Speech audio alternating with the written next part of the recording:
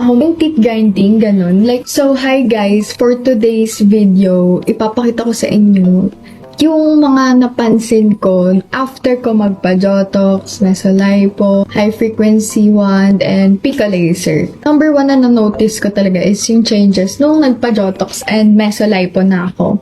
Kasi talagang hindi naging active yung jaw ko.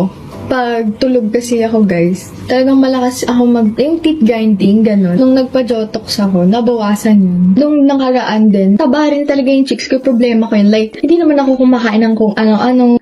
Yun, nung nagpa-Mesolipo ako, I noticed talaga yung changes. Naman, sa pimples ko, although pabalik-balik talaga siya dahil hormonal ang aking acne, after ko magpa-Pico laser, napansin ko, nabawasan talaga yung acne marks. Pero, yun, sadyang pabalik-balik talaga ang pimples ko, guys. Kaya, kahit anong inumin or ko, pag magkakaroon na ako, babalik talaga sa yun, guys, if gusto niyo rin magpa-Jotox, Mesolipo, and yung mga pinagawa ko sa face ko, talagang liliit ang face niyo. Lalo na kung problema niyo yung nagtiteeth grinding dahil hindi maganda yun, guys. So, kung gusto niyo rin, message na kayo sa kanila.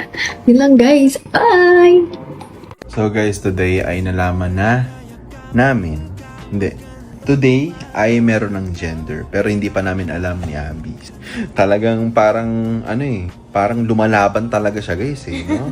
Pakita namin sa inyo yung video, ito yung video no. Tingnan mo yung kamay niya. Talaga naman parang nag-high siya. Pero makikita mo talagang parang nagmamasa na siya no. Nagmamasa agad, no? Nagmamasa Nasa agad. chat pa lang, guys, nagbe-bake na agad. Kaya nga no. So, ano hula mo baby? Ikaw, ano ka? Team ano ka? Well, ako, team boy ako. Team boy. Okay. Ako team girl. At ngayon lang ay iniipon lang namin kung ano yung mga tingin ng aming kaibigan, kung anong tingin nila. Guys, kayo, tingin nyo, ano yung baby namin? Hula lang, no? Boy or girl?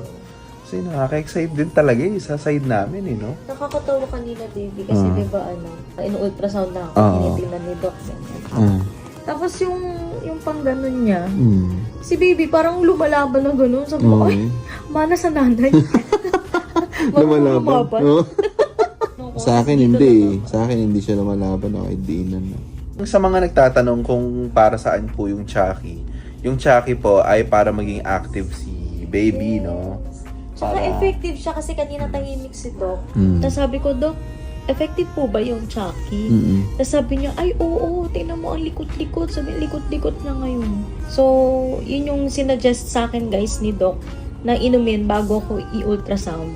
Para daw malikot si baby. Tsaka, siguro parang magalaw-galaw siya. Mas makita niya na maayos yung gender. So yun yung epekto ng Chucky. Kaya pinapainom. Nagiging hyper si baby Yes. guys. Si Doc ay trusted talaga namin. At si Doc lang ang nagbigay sa amin ng baby actually kasi syempre ang dami na naming pinuntahan ni Abby na na OB pero talagang siya lang yung OB-GYN na grabe, tsinagaan niya talaga kami at tsinagaan niya din si Abby at ayun, sobrang thankful talaga kami no. So ayun. So yun guys no, sa amin naman kay Abby, awan ng Diyos at si Abby ay wala namang bawal sa kanyang pagkain. Akala din namin bawal siya ng mga gulay like yung papayang hilaw, talong, toge, yung salabat. Akala namin bawal. Kasi syempre, yung nasa-search namin. Pero si Doc naman, sabi niya walang bawal sa'yo. Ang bawal lang ay huwag masyadong mag-salmon, no? Mas maganda talaga guys, no? Mahirap yung mag-check lang sa internet eh. Mas okay pa rin talaga magpa-consult sa inyong malapit na doktor.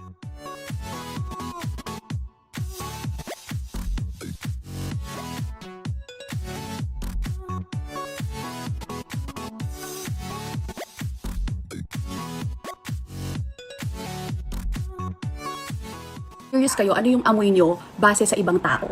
Kasi last time sa GC naming mga girls, napag-usapan namin kung ano ba yung amoy namin based sa perception ng isa't isa. Tapos, sabi ni Bian sa akin, ikaw Pat, amoy baby ka. And B, compliment yun pag sinabing amoy baby ka. So, quick share lang ng pabango ko. Iba-iba siya, depende kung saan ako pupunta. So, ito yung pinaka-favorite kong perfume.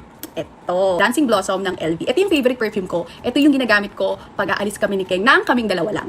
Ito naman yung perfume na ginagamit ko pag magmomol lang. Diyan lang sa tabi-tabi. Meron din akong perfume na ginagamit pag merong event. So, ito siya.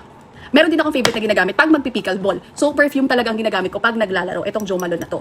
Pero lately, bihira ko na siya gamitin kasi meron akong favorite na cologne na nakita, na ang bango, na cologne ng mga anak ko. So, ito siya at saka ito. So, ito yung Tendero Cologne. Yung pinaka-favorite ko, itong Nectar Breeze. Ito ang sagot para amoy baby ka.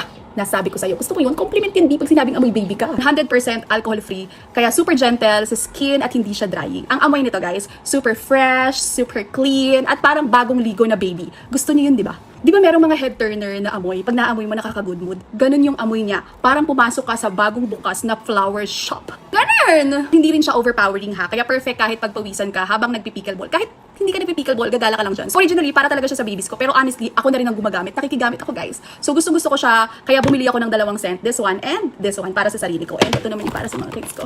Ayan siya. Yan. So, kung gusto mo ng amoy fresh, clean, para bang naglalakad kang bulaklak, this, bilhin mo to. Super fresh.